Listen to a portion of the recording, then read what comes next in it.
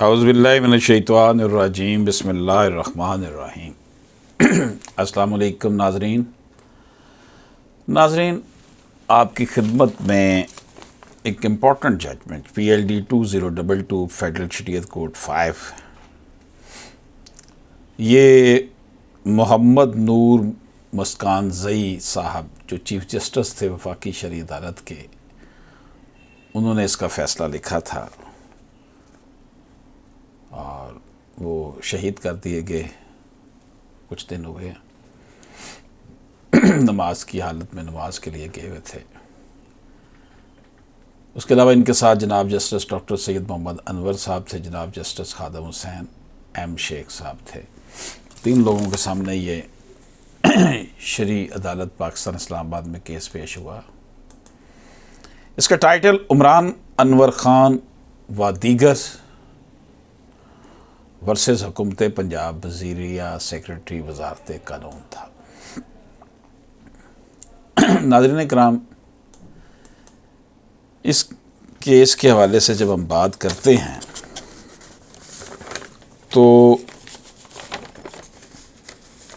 خلا کی بات، طلاق کی بات، سیکشن 5 جو ہے فیملی کورٹ ایکٹ 1964 کا، اس کے مطابق شریعت میں طلاق اور خلا دونوں مباح تو ہیں، لیکن ان کا شمار انتہائی ناپسندیدہ مکروہ اعمال میں ہوتا ہے۔ اس لیے اس حق کا استعمال جو ہے وہ انتہائی مجبوری کی حالت میں ہونا چاہیے۔ لہذا طلاق کا اختیار اور طلب تفریق بذریعہ خلا کے حق کے استعمال سے پہلے جو ہے وہ کوشش کرنی چاہیے کہ یہ معاملہ نہ ہو۔ طلاق کی طرح خلا کی ناپسندیدگی بھی بالکل ظاہر ہے۔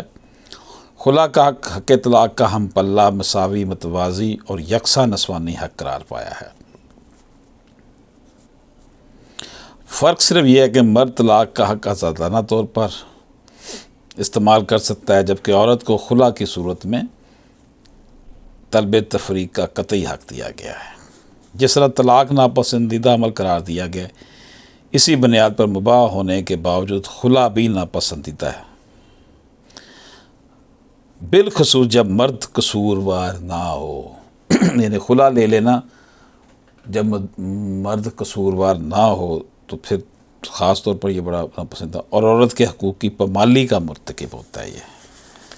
یعنی کہ خلا لینا جب مرد قصوروار نہیں ہے تو اس کو بھی عورت کے حقوق کی پامالی قرار دیا گیا ہے۔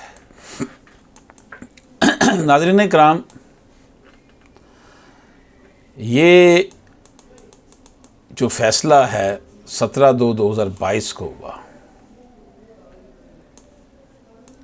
جیسے میں نے عرض کیا کہ اسے محمد نور مسکان زئی چیف جسٹس صاحب نے لکھا تھا، اور اس میں انہوں نے آغاز میں ڈائیورسز کی بات کی کہ کس طریقے سے ہمارے ملک میں ڈائیورس اور خلا کے جو ہے وہ قوانین کام کر رہے ہیں۔ اپنے فیصلے میں وہ لکھتے ہیں کہ آرٹیکلز 227، 35، 31 سے جو ہے وہ قرآن و سنت کے کوئی چیز خلاف نہیں ہونی چاہیے، یہ آرٹیکل کہتا ہے۔ آئین کی تمہید میں یہ بات وضاحت سے لکھی گئی ہے کہ جس میں مسلمانوں کو انفرادی اور اجتماعی حلقہ عمل میں اس قابل بنایا جائے گا کہ وہ اپنی زندگی کو اسلامی تعلیمات کے مطابق جس طرح قرآن پاک اور سنت میں ان کا تعین کیا ہے ترتیب دے سکیں گے۔ اس حق کے حصول کا اعادہ دستور کے باب 2 حکمت عملی کے حصول میں جو ہے وہ درج ہے۔ آرٹیکل 31 سب آرٹیکل 1 پاکستان کے مسلمانوں کو انفرادی اور اجتماعی طور پر اپنی زندگی اسلام کے بنیادی اصولوں اور اساسی تصورات کے مطابق مرتب کرنے کے قابل بنانے کے لیے اور انہیں ایسی سہولتیں مہیا کرنے کے لیے اقدامات کیے جائیں گے جن کی مدد سے وہ قرآن پاک اور سنت کے مطابق زندگی کا مفہوم سمجھ سکیں۔ آئین پاکستان کا آرٹیکل 35 کہتا ہے کہ مملکت شادی، خاندان، ماں اور بچے کی حفاظت کرے گی۔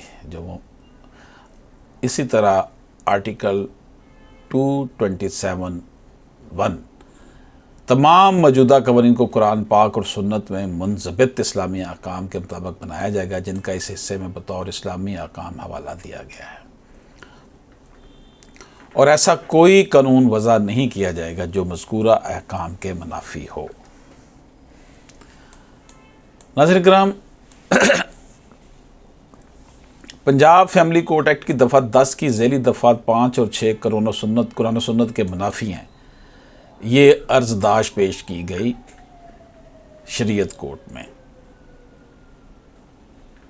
کہ انہیں منسوخ کیا جائے۔ متنازع قانون کی روح سے اگر عدالت تنسیخ نکاح کی ڈگری بصورت خلا جاری کرتی ہے تو دفعہ 10 ذیلی دفعہ 5 کے بعد بموجب نصف حق مہر موجل یا چہارم حصہ حق مہر موجل کی حد تک واپسی بحق شوہر کی ڈگری جاری کرے گی۔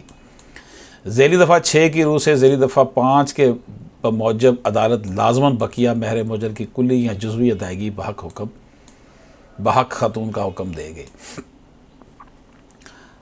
آنریبل جسٹس صاحب نے لکھا کہ فریقین کی بحث تو سماعت ہوئی مگر افسوس کے سائلان نے اس ضمن میں اپنی قانونی ذمہ داری پوری نہیں کی۔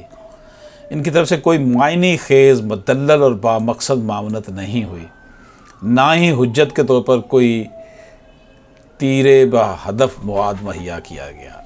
غیر متفقہ طور پر یہی صورتحال حکومت پنجاب کی رہی۔ فاضل ایڈیشنل ایڈوکیٹ جنرل نے یہ کہہ کر گلو خلاصی کی کہ ہم نے کمنٹس فائل کیے ہیں، ستم کا یہ سلسلہ یہاں بھی نہیں تھما۔ جیورس کنسلٹنٹ ڈاکٹر مشتاق احمد صاحب باوجود فراہمی موقع بسیار اپنا نقطہ نظر نہ تو زبانی پیش کر سکے اور نہ ہی تحریری جواب داخل کرنے کے لیے زحمت پر کمر بستہ نظر آئے، لہٰذا مجبوراً ان کی حد تک ان مقدمات میں جیورس کنسلٹ کی تعیناتی کا حکم واپس لے لیا گیا۔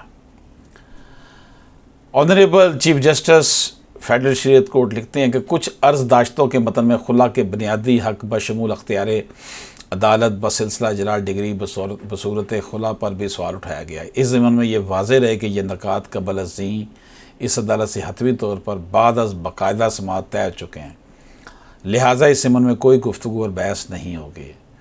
اس سلسلے میں ملاحظہ کی جا سکتی ہے PLD 2014 FSC 43۔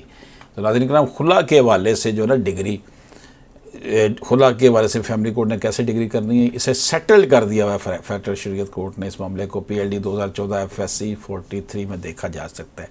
اب جو ہماری ڈسکشن ہو رہی ہے وہ حق مہر ہے اگر خلا عورت لے لیتی ہے تو اس حوالے سے۔ ناظرین کرام، یہ انہوں نے اپنے اس فیصلے میں حوالہ دیا ہے جسٹس صاحب نے اس قانون کا بھی، جس میں انہوں نے کہا ہے کہ ہم آلریڈی خلا کی بات مکمل کر چکے ہیں، یہاں پہ ایسا نہیں ہے۔ اسلامی معاشرتی زندگی کی اساس، ثبات اور دوام کی ضمانت کیا چیز ہے جناب؟ وہ قوانین جو ازدواجی زندگی سے متعلق ہے۔ اس معاہدہ کو اس کی روح کے مطابق سمجھنے کی اشد ضرورت ہے۔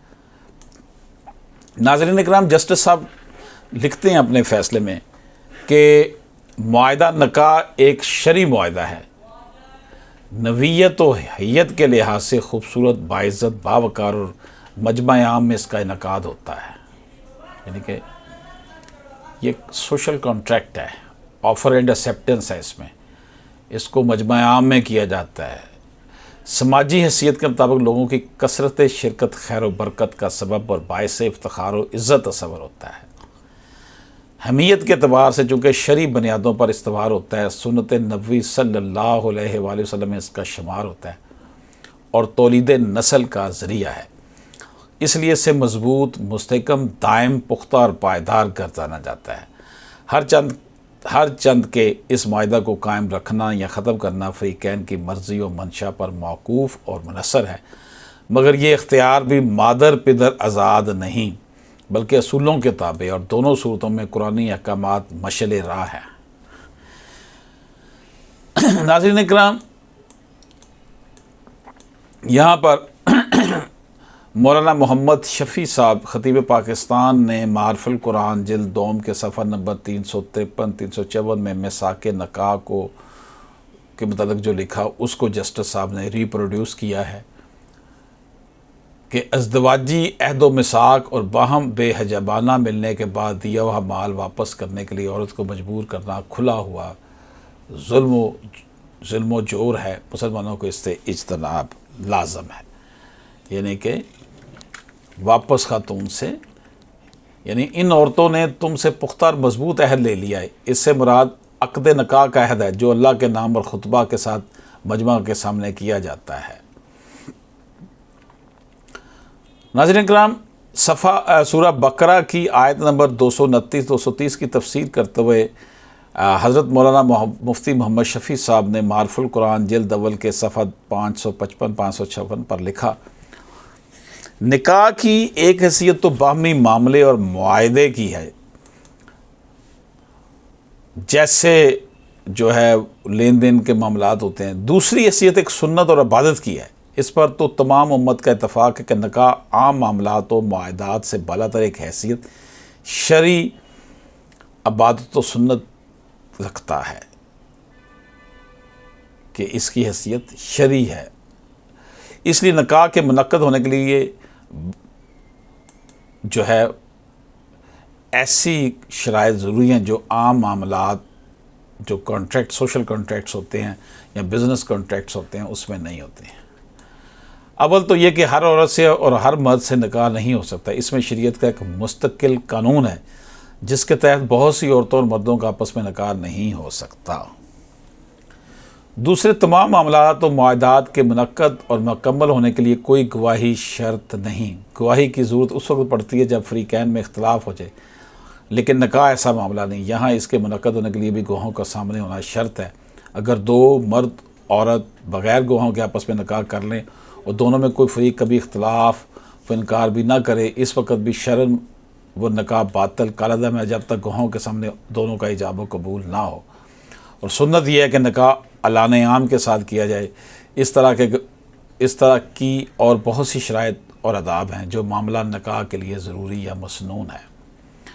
یہاں پر آنریبل چیف جسٹس فیڈرل شریعت کورٹ آف پاکستان نے امام اعظم ابو حنیفہ اور بہت سے دوسرے حضرات ائمہ کے نزدیک جو نکاح کا معاملہ ہے اس کی بات کی ہے کہ نکاح میں کے حوالے سے معاملہ اور معاہدہ کی حیثیت سے زیادہ عبادت و سنت کی حیثیت غالب ہے، یعنی انہوں نے امام اعظم ابو حنیفہ کے حوالے سے بات کی ہے اور قرآن و سنت کے شواہد اس پر قائم ہیں۔ نکاح کی اجمالی حقیقت معلوم کرنے کے بعد طلاق کو سمجھنے، طلاق کا حاصل نکاح کے معاملے اور معاہدہ کو ختم کرنا ہے۔ جس طرح شریعت اسلام نے نکاح کے معاملے اور معاہدے کو ایک عبادت کی حیثیت دے کر عام معاملات و معاہدات کی سطح سے بلند رکھا ہے اور بہت سی پابندیاں اس پر لگائی ہیں، اسی طرح جو ہے اس معاملہ کا ختم کرنا بھی عام لین دین کے معاملات کی طرح آزاد نہیں رکھا۔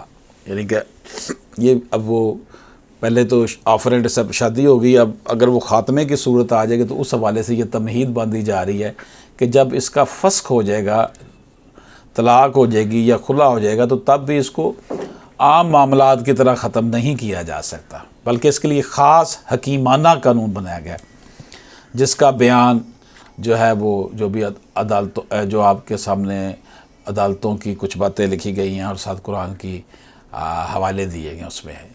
اسلامی تعلیمات کا اصل رخ یہ ہے کہ نکاح کا معاملہ اور معاہدہ عمر بھر کے لیے ہو، اس کے توڑنے اور ختم کرنے کی کبھی نوبت ہی نہ آئے، کیونکہ اس معاملہ کے انقطاع کا اثر صرف فریقین پر نہیں پڑتا، نسل و اولاد کی تباہی اور بربادی اور بعض اوقات خاندانوں اور قبیلوں میں فساد تک کی نوبت جو ہے وہ پہنچتی ہے، فساد تک کی نوبت پہنچتی ہے اگر اس معاملے کو ختم کر دیا جائے، اور پورا معاشرہ بری طرح اس سے متاثر ہوتا ہے۔ اس لیے جو اسباب اور وجوہات اس معاملہ کو توڑنے کا سبب بن سکتے ہیں، قرآن و سنت کی تعلیمات نے ان تمام اسباب کو راہ سے ہٹانے کا پورا انتظام کیا ہے۔ زوجین کے ہر معاملے اور ہر حال کے لیے جو ہدایتیں قرآن و سنت میں مذکور ہیں، جن کا ذکر ہے، ان سب کا حاصل یہی ہے کہ یہ رشتہ ہمیشہ زیادہ سے زیادہ مستحکم ہوتا چلا جائے، ٹوٹنے نہ پائے۔ ناموافقت کی صورت میں اول افہام و تفہیم کی، پھر زجر و تنبیہ کی ہدایتیں دی گئیں، اور اگر بات بڑھ جائے تو اس سے بھی کام نہ چلے تو خاندان ہی کے چند افراد کو حکم اور ثالث بنا کر معاملات طے کرنے کی تعلیم دی۔ ناظرین کرام، اس رشتے کو مضبوط رکھنے کے حوالے سے بات کی گئی۔ یہاں پر آنریبل فیڈرل شریعت کورٹ کے چیف جسٹس صاحب نے مولانا امین احسن اصلاحی کی مرتب کردہ کتاب تدبر قرآن جلد دوم صفحہ 43 میں اس میثاق کے حوالے سے جو بات کی ہے اس کو ریفر کیا ہے۔ میرے نزدیک اس کی وجہ یہ ہے کہ عقد نکاح کی اصل عرفی اور شرعی حقیقت یہی ہے کہ وہ میاں اور بیوی کے درمیان حقوق اور ذمہ داریوں کا ایک مضبوط معاہدہ ہوتا ہے، جس کے ذریعے سے دونوں زندگی بھر کے سنجوگ کے اثر کے ساتھ ایک دوسرے کے ساتھ جڑتے ہیں اور دونوں یکساں طور پر حقوق بھی حاصل کرتے ہیں اور یکساں طور پر ایک دوسرے کے لیے ذمہ داریاں بھی اٹھاتے ہیں۔ بظاہر تو اس میثاق کے الفاظ نہایت سادہ اور مختصر ہوتے ہیں، لیکن اس کے مضمرات بہت ہیں، اور یہ مضمرات جو ہیں ہر مہذب سوسائٹی اور ہر شریعت میں معلوم و معروف ہے۔ یہ امر بھی ایک حقیقت ہے کہ یہ میثاق بندتا تو ہے میاں بیوی کے درمیان، لیکن اس میں گرہ خدا کے حکم سے لگتی ہے۔ جس طرح خلق اس کی گواہ ہوتی ہے، اسی طرح خالق بھی اس کا گواہ ہوتا ہے۔ پھر اس کے میثاق غلیظ ہونے میں کیا شبہ رہا۔ یہاں اس رشتے کو اس لفظ سے تعبیر فرما کر قرآن نے اس کی اصلی عظمت واضح فرمائی ہے کہ مرد کو کسی حال میں بھی یہ نہیں بھولنا چاہیے کہ بیوی کے ساتھ اس کا تعلق کچے دھاگے سے نہیں بندھا، بلکہ یہ رشتہ نہایت محکم رشتہ ہے، اور اس کے تحت جس طرح مرد کے حقوق ہے اسی طرح بیوی کے بھی حقوق ہے، جن سے مرد کے لیے فرار کی گنجائش نہیں ہے۔ اگر وہ ان سے بھاگنے کی کوشش کرے گا تو اپنی جو ہے خود کو رسوا کرے گا اور خدا کو بھی ناراض کرے گا۔ یہاں پر آنریبل چیف جسٹس فیڈرل شریعت کورٹ نے مزید تفہیم القرآن جلد اول صفحہ 335 کا حوالہ دیا ہے، جس میں لکھا گیا پختہ عہد سے مراد نکاح ہے، کیونکہ وہ حقیقت میں ایک مضبوط پیمانہ وفا ہے جس کے استحکام پر بھروسہ کر کے ہی ایک عورت اپنے آپ کو ایک مرد کے حوالے کرتی ہے۔ اب اگر مرد اپنی خواہش سے اس کو توڑتا ہے تو اسے وہ معاوضہ واپس لینے کا حق نہیں ہے جو اس نے اسے معاہدہ کرتے وقت پیش کیا تھا۔ سورۃ البقرہ حاشیہ نمبر 251 کا ریفرنس ہے جی یہ۔ ناظرین کرام، وفاقی شرعی عدالت نے اپنے فیصلہ 28 مئی 2009 سلیم محمد وغیرہ بنام حکومت پاکستان جو کہ نریٹ کیا گیا ہے PLD 2014 FSC 43 میں اس طرح اظہار فرمایا ہے: Marriage in Islam is a commendable institution designed as a basic social unit. Its main objectives are as follow: procreation of children, preservation and preparation of the human race through legitimate sexual intercourse between a man and a woman whose relationship as husband and wife is publicly declared and made known to the society at large. یعنی کہ عورت اور مرد کے درمیان افزائش نسل کے لیے آپ ان کے جو تعلقات ہیں ان کو ڈکلیئر کیا جائے شادی کی صورت میں کہ یہ ڈکلیئرڈ ہیں، ان سے جو اولاد ہوگی وہ لیجیٹیمیٹ ہوگی۔ قرآن کہتا ہے O mankind be conscious of your duty to your lord who created you from a single soul, created of like nature, his mate, and from the two created and spread many men and women. Your wives are for you to cultivate, so go to your cultivation whenever you wish and take care of what is for you and heed God and know that you will meet him. یہ نکاح کے حوالے سے اور میاں بیوی کے relation کے حوالے سے بتایا گیا اس میں۔ ناظرین کرام، یہ ساری تمہید جو باندھی جا رہی ہے آنریبل جو فیڈرل شریعت کورٹ ہے ان کی طرف سے نکاح کی اہمیت، بلا شبہ میثاق نکاح کو قائم رکھنے کی بہت زیادہ تاکید اور تلقین کی گئی ہے۔ حق طلاق و خلا کے بے دریغ استعمال سے پختہ عہد میثاقاً غلیظہ ٹوٹ جاتا ہے۔ اس مکرم و معظم رشتہ سے جذب لینے والی اولاد قسم پرسی، پریشانی اور غیر یقینی مستقبل کا شکار ہو جاتی ہے۔ اس امر میں شک نہیں کہ شریعت میں طلاق اور خلا دونوں مباح تو ہیں، لیکن ان کا شمار انتہائی ناپسندیدہ مکروہ اعمال میں آتا ہے۔ اس لیے اس حق کا استعمال حتمی چارہ کار اور انتہائی لا علاجی کی صورت میں کیا جاتا ہے۔ لہذا طلاق کا اختیار اور طلب تفریق بذریعہ خلا کے حق کے استعمال سے پہلے قرآنی منشا کے رشتے قائم رہیں کی طرف راغب ہونا انتہائی ضروری ہے۔ سورہ النساء کی آیت نمبر 19 میں ارشاد باری تعالیٰ ہے، ان کے ساتھ اچھے سلوک سے رہو، اگر وہ تم کو ناپسندیدہ بھی ہوں تو ہو سکتا ہے کہ تم کسی چیز کو ناپسند کرو اور اللہ اسی میں بہت کچھ بھلائی رکھتے ہیں۔ نبی پاک صلی اللہ علیہ وآلہ وسلم کا ارشاد مبارک باحوالہ سنن ابی داؤد اول کتاب الطلاق میں ہے۔ یوں سورہ نساء میں واضح طور پر آیت نمبر 19 میں بتا دیا گیا، ان کے ساتھ اچھے سلوک سے رہو، اگر وہ تم کو ناپسند بھی ہوں تو ہو سکتا ہے کہ تم کسی چیز کو ناپسند کرو، اللہ اسی میں بہت کچھ بھلائی رکھ دے۔ ناظرین کرام، اللہ پاک فرماتا ہے کہ اللہ تعالیٰ کے نزدیک حلال چیزوں میں سب سے زیادہ ناپسندیدہ چیز طلاق ہے۔ اسی طرح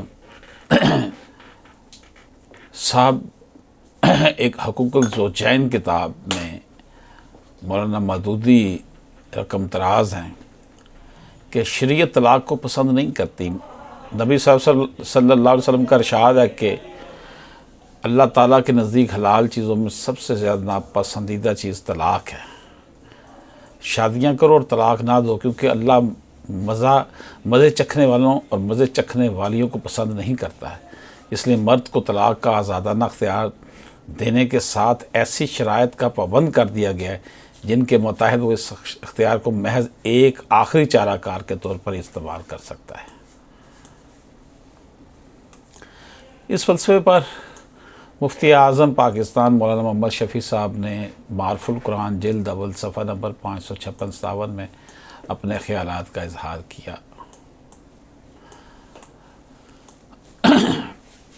اسی طرح یعنی کہ اس کا ایک رخ یہ بھی بتایا گیا کہ طلاق کی طرح خلا کی ناپسندیدگی بھی بالکل ہمارے سامنے ظاہر ہے۔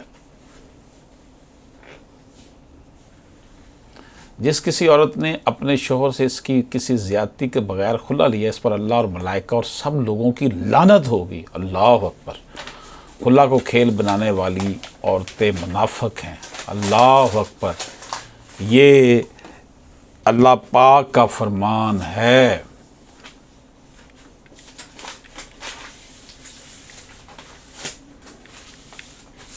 شریعت دین فطرت ہونے کے ناطے انسانی طبیعت حالات کی نزاکت اور زندگی کے نشیب و فراز سے پوری طرح باخبر ہے۔ اس لیے سورۃ بقرہ کی آیت 229 میں وہ تمام اصول و ضوابط متعین کیے گئے جو ازدواجی زندگی کے مختلف مراحل اور حالات کا احاطہ کرتے ہیں۔ آنریبل فیڈرل شریعت کورٹ کے چیف جسٹس لکھتے ہیں اپنے فیصلے میں کہ اس وقت مسئلہ طلب تفریق بصورت خلا کا فدیہ، معاوضہ یا بدلے خلا کے حوالے سے زیر بحث ہے۔ اس لیے اس کے اوپر جب ہم بات کرتے ہیں کہ کیا بوقت فسخ نکاح بصورت خلا قرآن مجید شوہر کے لیے مال کی واپسی کے ضمن میں کوئی خاص شرح مقدار معین کرتا ہے؟ دوسرا ایشو یہ سوال نمبر 1 کا جواب نفی میں ہو تو کیا سنت میں یہ شرح مقدار معین و مقرر ہے؟ ایشو نمبر 3 کیا متنازع قانون قرآن و سنت سے متصادم ہے؟ یہ قانون جو بنا ہوا تھا پنجاب میں۔ مذکورہ بالا سوالات کو قرآن و سنت کی روشنی میں جانچنے سے قبل اسلام کے صفاقی اور غیر متنازع مسلمہ اصول کا تذکرہ ضروری ہے کہ اگر شوہر بزعم خود طلاق کا اعلان کرے یا طلاق دینا چاہے تو حق مہر، تحفہ، تائب یا کوئی چیز جو شوہر بیوی کو دے چکا ہے قطعاً واپس لینے کا مجاز نہیں ہے۔ قرآن مجید کی سورہ نساء آیت نمبر 20 اور 21 میں ارشاد باری تعالیٰ ہے، اور اگر تم ایک بیوی کی جگہ دوسری بیوی بدلنا چاہو اور تم نے ایک کو ڈھیروں مال دے رکھا تو بھی اس میں سے کچھ نہ لو، کیا تم بہتان لگا کر اور کھلی ہوئی حق تلفی کر کے اس کو لو گے؟ اسی طرح آگے، اور کس طرح اس کو لو گے جب کہ تم ایک دوسرے کے آگے بے حجاب ہو چکے ہو اور انہوں نے تم سے مضبوط عہد لے رکھا ہے۔ ناظرین اکرام، آنریبل چیف جسٹس فیڈرل شریعت کورٹ نور محمد مسکان زئی شہید نے مزید آگے لکھا کہ خلاصہ تفسیر معرف قرآن جلد دوم صفحہ 349-50 میں مولانا محمد شفیع صاحب فرماتے ہیں کہ اگر تم خود اپنی رغبت کی وجہ سے بجائے ایک بیوی کے یعنی پہلی کے دوسری بیوی کرنا چاہو اور پہلی بیوی کا کوئی قصور نہ ہو اور تم اس کو ایک مہر میں یا ویسے ہی بطور ہبہ و عطیہ کے انبار مال دے چکی ہو، خواہ ہاتھ میں سونپ دیا یا خاص مہر کے لیے صرف معاہدہ میں دینا کیا ہو، تو تم اس دیے ہوئے یا معاہدہ کیے ہوئے میں سے عورت کو تنگ کر کے کچھ بھی واپس مت لو۔ اب اصل میں یہاں یہ بتانا مقصود ہے کہ مرد جب خود طلاق دے رہا ہے تو پھر عورت سے وہ جو اس نے دیا ہوا ہے تحفے طائف ہے، حق مہر ہے، یہ واپس نہ لے۔ اس حوالے سے انہوں نے مختلف علماء کرام کے جو ہیں وہ ریفرنسز بھی دی ہیں ان کی کتابوں کے، قرآن کا بھی اس پہ خاص طور پر ریفرنس ہے، اسی کی تشریح میں مختلف علماء کرام کے ریفرنسز۔ اسی طرح تدبر قرآن جلد دوم صفحہ 43 پر امین احسن صلاحی صاحب لکھتے ہیں، یہ مرد کی مردانگی کے بالکل منافی ہے کہ جس عورت کے ساتھ اس نے زندگی بھر کا پیمانے وفا بندھا، جو ایک نہایت مضبوط میثاق کے تحت اس کے حوالہ عقد میں آئی، جس نے اپنا سب ظاہر و باطن اس کے لیے بے نقاب کر دیا، دونوں نے ایک مدت تک یکجان دو کالم ہو کر زندگی گزاری، اس سے جب جدائی کی نوبت آئے تو اپنا کھلایا پہنایا اس سے اگلوانے کی کوشش کی جائے، یہاں تک کہ اس ذلیل غرض کے لیے اس کو بہتانوں اور تہمتوں کا ہدف بھی بنایا جائے۔ ناظرین اکرام، اگر علیحدگی و جدائی کا محرک مرد ہے، محض مطلق مرضی منشا عالی یا عقد ثانی کی غرض اور عورت کے کسی قصور اور خطا کے بغیر طلاق دینے پر مصر ہے تو پھر مرد عورت سے کچھ طلب نہیں کر سکتا۔ اس حوالے سے سورۃ بقرہ کی آیت نمبر 229 اور سورۃ نساء کی آیت نمبر 21 کے تحت مرد کا دیا ہوا حق مہر ہر لحاظ سے ناقابل واپسی ہے۔ شوہر ادا شدہ حق مہر بشمول کوئی دیا ہوا تحفہ طائف ہدیہ یا ہبہ وغیرہ بیوی سے واپس لینے کا حق نہیں رکھتا۔ سورۃ نساء کی آیت مبارکہ 21 کی روشنی میں بآسانی یہ نتیجہ اخذ کیا جا سکتا ہے کہ اگر اور طلاق شوہر اپنی مرضی سے اور بیوی کے کسی قصور اور خطا کے بغیر دے رہا ہے یا دے چکا ہے تو حق مہر سمیت شوہر کو کوئی بھی شے جو بطور تحفہ ہبہ وغیرہ دے چکا ہے واپس لینے کا کوئی حق نہیں ہے۔ ناظرین اکرام، فیڈرل شریعت کے آنریبل چیف جسٹس لکھتے ہیں کہ اسلام کا ترا امتیاز یہ ہے کہ دینی فطرت ہونے کے ناطے اسلام انسانی آزادی، عزت نفس کے وقار اور زندگی کی اصل مقصد و ماخذ کے حصول کا داعی ہے۔ خلا کا جواز اور خلا کی بنیاد سورۃ بقرہ کی آیت نمبر 229 سے ماخوذ ہے۔ اگر تم ڈرو کہ وہ دونوں زوجین اللہ تعالیٰ کی حدود کو قائم نہ رکھ سکیں گے تو دونوں پر کچھ گناہ نہیں ہے اس میں کہ عورت بدلہ دے کر چھوٹ جائے۔ اس آیت میں حدود اللہ سے مراد باہمی معاشرت کے احکام ہیں۔ مذکورہ بالا آیات مبارکہ کی روح سے میاں بیوی کو اجازت مرحمت فرمائی گئی کہ اگر دونوں اس نتیجے پر پہنچ جائیں کہ رشتہ ازدواج کے قیام کی صورت میں وہ حدود اللہ کو قائم نہ رکھ سکیں گے تو بیوی بدلہ دے کر خلاصی لے سکتی ہے، تاہم بدلہ کے طور پر کوئی خاص رقم، مقدار مال، جنس، نوعیت و شرح بلکہ حق مہر تک کا ذکر موجود نہیں۔ بالفاظ دیگر پیرا نمبر 13B میں متذکرہ آفاقی اصول میں ایک استثناء دیا گیا ہے۔ یہ بات کی ہے انہوں نے اپنے فیصلے میں، آنریبل چیف جسٹس فیڈرل شریعت کورٹ نے۔ حق کے طلب تفریق بذریعہ خلا کا فلسفہ اور بنیاد قرآنی حکم پر ہے کہ اگر وہ دونوں یعنی میاں بیوی کو خوف ہو کہ وہ اللہ کی حدود پر قائم نہ رہ سکیں گے، عورت کچھ معاوضہ دے کر عقد نکاح سے آزاد ہو جائے۔ قرآن مجید کی آیت مبارکہ میں مال کی واپسی یا فدیہ کا کوئی شرعی مقرر نہیں ہے، اور اس ضمن میں قانون کا سارا مدار، منبع اور ماخذ ابن ماجہ کی وہ حدیثیں ہیں جو حضرت ثابت بن قیس رضی اللہ تعالیٰ عنہ کی بیویوں کے معاملے سے متعلق ہے کہ جس کی روح سے دونوں بیویوں نے حق مہر میں ملے ہوئے باغ واپس کر دیے اور نکاح فسخ ہوئے۔ اگر عورت یہ حق محض مرضی و منشاء علی کے طور پر اور ناپسندیدگی کی بنیاد پر استعمال کرتی ہے، جبکہ شوہر حقوق کی ادائیگی، احترام و عزت کی بجاوری میں بالکل قصوروار نہیں، تو ایسی صورت میں لازمی ہے کہ عورت بھی مال کی قربانی گوارا کرے۔ ناظرین اکرام، فیڈرل شریعت کورٹ کے چیف جسٹس اپنے فیصلے میں لکھتے ہیں کہ پھر تصفیہ طلب امر یہ ہے کہ فدیہ کیا ہو، اس کا تعین کیسے کیا جائے، یعنی اس کے حوالے سے انہوں نے بات کی ہے، اور اس حوالے سے انہوں نے مختلف ریفرنسز بھی دیے ہیں، مولانا مودودی صاحب کی کتاب کا ریفرنس دیا ہے، اور اسی طرح یہ جو ریفرنس ہے کہ نبی پاک صلی اللہ علیہ وسلم نے جو ہے جو ایک واقعہ جس کی بات کی جاتی ہے اس کے حوالے سے کہ اس مقدمہ کی تفصیلات کے متعلق مختلف ٹکڑے احادیث میں وارد ہوتے ہیں، جن کو ملا کر دیکھنے سے معلوم ہوتا ہے کہ ثابت سے ان کی 2 بیوی نے خلا حاصل کیا تھا۔ ایک بیوی جمیلہ بنت ابی بن سلول عبداللہ ابن ابی کی بہن کا قصہ یہ ہے کہ انہیں ثابت کی صورت ناپسند تھی۔ انہوں نے نبی پاک صلی اللہ علیہ وسلم کے پاس خلا کے لیے مرافعہ کیا اور ان الفاظ میں اپنی شکایت پیش کی، یا رسول اللہ، میرے اور اس کے سر کو کوئی چیز کبھی جمع نہیں کر سکتی۔ میں نے اپنا گھونگھٹ جو اٹھایا تو وہ سامنے سے چند آدمیوں کے ساتھ آ رہا تھا۔ میں نے دیکھا کہ وہ ان سب سے زیادہ کالا اور سب سے زیادہ پستہ قدر، سب سے زیادہ بد شکل تھا۔ خدا کی قسم، میں دین یا اخلاق کی کسی خرابی کے سبب سے اس کو ناپسند نہیں کرتی، بلکہ مجھے اس کی بدصورتی ناپسند ہے۔ خدا کی قسم، اگر خدا کا خوف نہ ہوتا تو جب وہ میرے پاس آیا تھا اس وقت میں اس کے منہ پر تھوک دیتی۔ یا رسول اللہ، میں جیسی خوبصورت ہوں آپ دیکھتے ہیں، اور ثابت ایک بدصورت شخص ہے۔ میں اس کے دین اور اخلاق پر کوئی حرف نہیں رکھتی، مگر مجھے اسلام میں کفر کا خوف ہے۔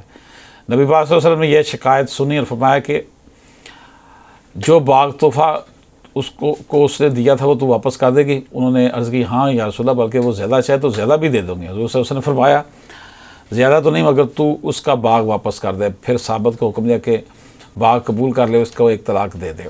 ثابت کو ایک اور بیوی حبیبہ بنت سہل تھیں، جن کا واقعہ امام مالک رحمۃ اللہ علیہ اور ابو داؤد نے اس طرح نقل کیا کہ ایک روز صبح سویرے حضور اپنے مکان سے باہر نکلے تو حبیبہ کو کھڑا پایا، دریافت فرمایا کہ کیا حالت؟ انہوں نے عرض کی کہ میری اور ثابت کی نبھ نہیں سکتی۔ جب ثابت حاضر ہوتے حضور صلی اللہ علیہ وسلم کہ یہ حبیبہ بنت سہل ہے، اس نے بیان کیا جو کچھ اللہ نے چاہے بیان کرے۔ حبیبہ نے عرض کی یا رسول اللہ، جو کچھ ثابت نے مجھے دیا ہے وہ سب میرے پاس ہے۔ حضور صلی اللہ علیہ وسلم نے ثابت کو حکم دیا کہ وہ لے لے اور اس کو چھوڑ دے۔ مگر ابن ماجہ نے حبیبہ کے جو الفاظ نقل کیے ان سے معلوم ہوتا کہ حبیبہ کو بھی ثابت کے خلاف جو شکایت تھی وہ مار پیٹ کی نہیں بلکہ بدصورتی کی تھی، چنانچہ انہوں نے وہی الفاظ کہے جو دوسری احادیث میں جمیلہ سے منقول ہے۔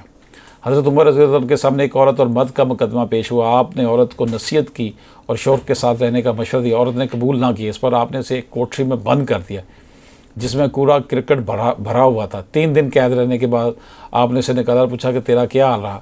اس نے کہا خدا کی قسم مجھ کو انہی راتوں میں راحت نصیب ہوئی ہے۔ یہ سن کر عمر رضی اللہ عنہ نے اس کے شوہر کو حکم دیا اس کو خلا دے دے، خواہ وہ اس کے کان کی بالیوں کے عوض ہی میں ہو۔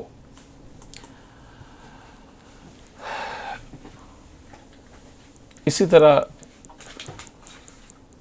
ربیہ بنت معوذ نے اپنے شوہر سے اپنی تمام املاک کے معاوضہ میں خلا حاصل کرنا چاہا، شوہر نے نہ مانا۔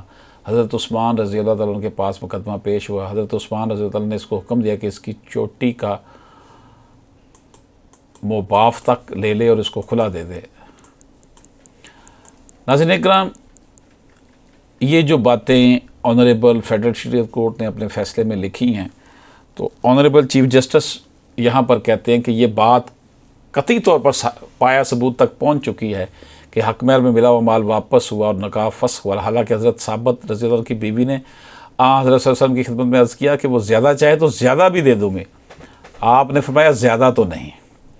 خلا کے معاوضہ کے بارے میں متوفی محترم ڈاکٹر تنزیل الرحمان صاحب اپنی کتاب مجموعہ قوانین اسلام جلد 2 صفحہ 192 باب خلا و مبارات کی دفعہ 113 میں جو خلا کے معاوضے کی مقدار کے طور لکھتے ہیں شوہر اس امر کا مجاز ہے کہ وہ اپنی زوجہ کو مہر یا اس کی رقم سے کم یا زائد کے عوض خلا دے، لیکن زوجہ کی اس معاوضے پر نارضامندی کی صورت میں عدالت حالات مقدمہ کے پیش نظر معاوضہ کا تعین کرنے کی مجاز ہوگی۔ یعنی اگر تم ایک بیوی کی بجائے دوسری بیوی کرنے کا ارادہ کرو اور تمہاری بیویوں میں سے کوئی ایک بیوی اس کے صلے میں بہت سا مال دے دے تو تم اس سے مال کچھ نہ لو۔ یہ قرآن پاک کی بات ہو رہی ہے۔ یہ حکم اس مصلحت کی بنا پر ہے کہ ایسے موقع پر ایک مصیبت عورت پر مرد کی جانب سے یہ ہوتی ہے کہ اس کے شوہر نے اسے چھوڑ دیا، دوسری مصیبت یہ ہے کہ شوہر اس سے خلا کے بدلے مال بھی لے۔ چنانچہ قرآن پاک کی مندرجہ بالا آیات اپنے وسیع مفہوم میں شوہر کو اپنی بیوی سے خلا کے بدلے کسی بھی معاوضہ لینے کو منع کرتی ہے، جبکہ خلا کا سبب خود مرد ہو۔ بالفاظ دیگر اگر نا اتفاقی شوہر کی جانب سے ہو تو شوہر کے لیے اپنی بیوی سے خلا کا معاوضہ لینا ممنوع ہے۔ حدیث نبوی سے جو استدلال لیا جاتا ہے کہ شوہر کے لیے اپنے دیے ہوئے مال سے زائد نہ لینے کی دلیل رسول کریم صلی اللہ علیہ وسلم کا وہ قول ہے جو حضور صلی اللہ علیہ وسلم نے ثابت بن قیس کی دوسری بیوی کے متعلق اس صورت میں فرمایا تھا کہ جب کہ نا اتفاقی عورت کی جانب سے۔ چنانچہ جب ثابت بن قیس کی بیوی نے رسول کریم صلی اللہ علیہ وسلم کو جواب دیا کہ جی ہاں باغ بھی واپس کر دوں گی اور اس کے علاوہ کچھ مال بھی دے دوں گی، تو رسول پاک صلی اللہ علیہ وسلم نے فرمایا نہیں، بس باغ ہی واپس کرو۔ ناظرین اکرام، حضرت امیر عمر رضی اللہ عنہ کا دور خلافت قانون سازی کے حوالے سے ایک ممتاز مقام رکھتا ہے اور انتہائی معروف دور گزرا۔ ایک مرتبہ انہوں نے حق مہر کی مقدار کا تعین کیا جس پر ایک خاتون نے اعتراض کیا۔ یہ واقعہ ڈاکٹر وہبہ الزحیلی نے اپنی کتاب الفقہ الاسلامی جلد نمبر 7 کے صفحہ نمبر 255 میں درج کیا ہے۔ جب عمر بن خطاب رضی اللہ عنہ نے مہر کی مقدار کا تعین کرنا چاہا تو انہوں نے مہر کی زیادہ سے زیادہ مقدار کو 400 درہم تک بڑھانے سے منع کر دیا اور اس بارے میں لوگوں سے خطاب کیا کہ عورتوں کے مہر میں حد سے تجاوز نہ کرو، کیونکہ اگر یہ دنیا میں عزت یا آخرت میں پرہیزگاری کے سبب ہوتی تم میں سے سب سے پہلے رسول اللہ صلی اللہ علیہ وسلم اس کے حقدار تھے۔ آپ صلی اللہ علیہ وسلم نے کبھی اپنی بیویوں بیٹیوں میں سے کسی کو 12 اونس چاندی سے زیادہ مقرر نہیں فرمایا۔ جو بھی 400 سے زیادہ بڑھا دے تو وہ خزانے میں جمع ہوگا۔ پھر آپ رضی اللہ تعالیٰ عنہ جب ممبر سے اترے تو قریش کی ایک عورت نے ان سے کہا ہے عمر رضی اللہ عنہ آپ یہ نہیں کر سکتے۔ آپ رضی اللہ تعالیٰ نے فرمایا کیوں؟ اس نے کہا کیونکہ خدا تعالیٰ فرماتا ہے اور تم اس بیوی کو مال کا انبار دے چکی ہے تو تم اس میں سے کچھ بھی واپس مت لو۔ عمر رضی اللہ تعالیٰ نے کہا عورت نے صحیح کہا، جبکہ آدمی نے غلطی کی۔ حافظ عماد الدین ابن کثیر نے بھی تفسیر ابن کثیر میں ذکر کیا ہے۔ وہ اپنی کتاب تفسیر القرآن العظیم جلد اول کے صفحہ نمبر 367 پر لکھتے ہیں۔ ناظرین کرام، انہوں نے بھی جو ہے وہ حضرت عمر فاروق رضی اللہ عنہ کے اس واقعے کا ذکر کیا ہے۔ مہر، طلاق اور خلا کے حوالے سے قانون سازی انتہائی نازک اور باریک مسئلہ ہے۔ معمولی غلطی، غفلت، عدم توجہ یا ان معاملات سے متعلق علمی کمائیگی سنگین اور بھیانک نتائج برآمد کر سکتا ہے، کیونکہ یہ معاملات حدود اللہ کو چھوتے ہیں۔ اس میں دو رائے نہیں کہ پارلیمنٹ مجلس شورا آئین میں مروج طریقہ کار اور دی ہوئی حدود کے اندر قانون سازی کر سکتی ہے، مگر جہاں نص قرآن یا صحیح سنت یا اجماع موجود ہو تو ایسی صورت ان معاملات میں حق قانون سازی آئین کے اندر ہی معدوم ٹھہرتا ہے اور آرٹیکل 227 اپنی پوری قوت کے ساتھ رکاوٹ بنتا ہے۔ ناظرین کرام، آنریبل فیڈرل شریعت کورٹ نے جو حضرت ثابت بن قیس رضی اللہ عنہ کی بیویوں کے واقعے کی بنیاد پر یہ طے کیا کہ اگر خاتون صرف ناپسندیدگی کی بنیاد پر مرد سے خلا کی طالبہ ہے تو وہ لیا ہوا حق مہر واپس کرے گی۔ اگر مرد کی طرف سے ہو ایسی صورت اجماع یہ ہے کہ عدالت معاوضہ کی تعین حالات و واقعات مقدمہ کے تحت کرے گی، لہٰذا اس حد تک کہ قانون سازی تو ہو سکتی ہے۔ شریعت کا یہ مسئلہ طے شدہ اصول کہ حق مہر شرط نکاح اور خلوت صحیحہ پر واجب الادا مہر معجل کی ادائیگی بصورت موت، طلاق یا تنسیخ نکاح لازمی ہے۔ تنسیخ نکاح جس بنیاد پر بھی مطلوب ہو اس کا احاطہ دفعہ 10 ہی کرتی ہے۔ ذیلی دفعہ 6 ذیلی دفعہ 5 سے مشروط ٹھہرا کر بوقت صدور ڈگری کلی یا جزوی مہر معجل کی ڈگری ضروری قرار دے گی، حالانکہ سوائے خلا کے تنسیخ کے نکاح کے دیگر مقدمات میں مہر معجل کی بات جو ہے کلی صورت میں واجب الادا ٹھہرتی ہے۔ کل کے ساتھ جز کو شامل کرنا صحیح نہیں ہے۔ اس زاویے سے جب ان ترامیم کا جائزہ لیا جائے تو بآسانی یہ نتیجہ اخذ کیا جا سکتا ہے کہ مذکورہ ترامیم وضعی کی بنیاد مقصد کی تکمیل کے لیے بھی متاع لا حاصل ہے، لہذا بار دیگر تکرار کی قیمت پر یہ اظہار لازمی ہے کہ موضوع قانون اس حوالے سے بھی بیوی کی حق تلفی کا باعث اور سبب بن سکتا ہے۔ بنابراں جو قانون سازی پنجاب فیملی کورٹ ترمیمی ایکٹ 2015 میں کی گئی ہے، اس کا کوئی شرعی جواز نہیں۔ عورت ایک خاص رقم حق کے اپنا نفس حوالے کرتی ہے اور نکاح کی تنسیخ یا اس بندھن سے علیحدگی بصورت خلا کی علت کا تیقن ضروری ہے، کیونکہ عورت اگر محض نفرت اور ناپسندیدگی کی بنیاد پر جو ہے وہ خلا کی طالبہ رہتی ہے تو ایسی صورت میں جو حق مہر وہ وصول کر چکی ہے قابل واپسی ہے، اس سے زیادہ لینا صحیح نہیں۔ نبی پاک صلی اللہ علیہ وسلم نے زیادہ دینے سے منع فرمایا۔ دوسری صورت مرد کے نشوز کی ہو سکتی ہے، ایسی صورت میں نکاح جیسے شرعی معاہدے کے حصار میں اگر عورت عزت نفس، جان، مال، آبرو، مقام اور حیثیت سب کا شرعاً اور قانوناً تحفظ اور امان پاتی، ان حقوق میں دست اندازی، ان کی خلاف ورزی اور بے احترامی قابل تعزیر جرم ہونے کے ساتھ ساتھ طلب خلا کے لیے معقول جواز فراہم کرتی ہے۔ ناظرین کرام، یہ آنریبل فیڈرل شریعت کورٹ نے قرار دیا کہ جو پنجاب فیملی کورٹ ایکٹ حکومت پنجاب نے 1964 کی دفعہ 10 میں متعارف کرائی ہوئی ترامیم تھی 5 اور 6، ان کو غیر شرعی قرار دیا، اور جو یہ کہا گیا کہ عورت نے جو حق مہر لیا ہوگا اگر وہ خلا لیتی ہے تو وہ اسے واپس کرنا ہوگا۔ یہ صورتحال ہے جناب۔ آنریبل فیڈرل شریعت کورٹ نے اپنے فیصلے کو کنکلیوڈ کرتے ہوئے لکھا کہ قوانین اسلام خلا اول کی مقدمات حضرت ثابت بن قیس کی بیویوں کے مقدمات جن میں یہ فیصلہ نبی پاک صلی اللہ علیہ وسلم نے فرمایا تھا سے متصادم ہے۔ مزید یہ کہ خلفاء راشدین اور صحابہ کرام کے دور کے کسی واقعہ روایت سے بھی ان قوانین کی کوئی پذیرائی نہیں ملتی، یعنی کہ اگر ڈائیورس لینی ہے تو پھر خلا کی بنیاد پر لینی ہے تو پھر جو کچھ لیا ہے اسے واپس کیا جائے۔ تو لہٰذا شریعت ازیدات نمبری، شریعت ازیداشت نمبر، جتنے بھی یہ نمبر تھے، عمران انور خان بنام حکومت پنجاب، اس میں جو ہے وہ منسوخ کر دی گئی یہ جو امینڈمنٹس کی گئی تھی۔ ناظرین اکرام، یہ ایک بڑی لمبی ڈسکشن تھی، مجھے اس چیز کا مکمل احساس ہے کہ ویڈیو بہت لمبی ہوگی، لیکن میں نے پوری ججمنٹ آنے والے وقت کے لیے بھی اس لیے ریکارڈ کر دی کہ قانون کے طالب علموں کے لیے خاص طور پر یہ بڑی اہمیت کی حامل باتیں ہیں کہ اتنا لمبا ریفرنس دے کر قرآن و سنت سے اور مختلف جو علماء کرام ہیں ان سے اور حضرت عمر فاروق رضی اللہ عنہ کا ریفرنس دے کر، نبی پاک صلی اللہ علیہ وسلم کا ریفرنس دے کر، حضرت عثمان غنی کا ریفرنس دے کر، خلا لینے کی خلا اگر عورت لیتی ہے اور اس میں کوئی وہ ثابت نہیں کرتی الزامات تو پھر اس نے جو لیا ہوا ہے وہ اسے حق مہر واپس کرنا ہوگا۔